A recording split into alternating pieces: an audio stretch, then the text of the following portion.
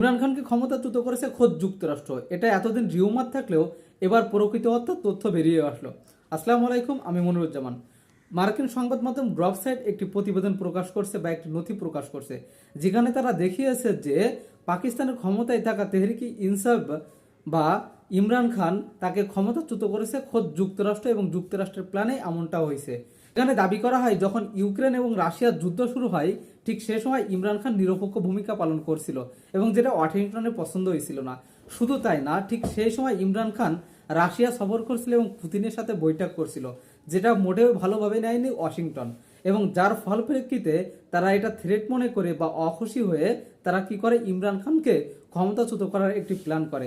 এর প্রেক্ষিতে সেই সময় মার্কিন কূটনৈতিক ডোনাল্ড ব্রু তিনি সেই সময় যুক্তরাষ্ট্রে অবস্থিত পাকিস্তানের রাষ্ট্রদূত আসালার মাজেদের সাথে দেখা করেন এবং একটি গোপনীয় মিটিং করেন। এবং যে মিটিংয়ে তিনি বলেন যে ইমরান খানের এমন ঘটনা বা এমন অবস্থানে ওয়াশিংটন বিরাজ তারপরে ইসলামাবাদের প্রতি, এবং যে কারণে তিনি বলেন যদি ইমরান খানের উপরে অনাস্থা ভোট প্রদান করে তাকে ক্ষমতাচ্যুত করা হয় তাহলে পাকিস্তান এবং যুক্তরাষ্ট্র সম্পর্ক আগের মতো আবার সুদৃঢ় হবে এবং সুন্দর হবে, এবং এমনই কর্মকাণ্ডের জন্য পাকিস্তানকে সম্পূর্ণরূপে কি করবে, মাফ করবে যুক্তরাষ্ট্র যদি এই চুক্তি মানা হয়। দেন যেমনটাই তিনি বলছেন ঠিক তেমনই কাজ হয়েছে।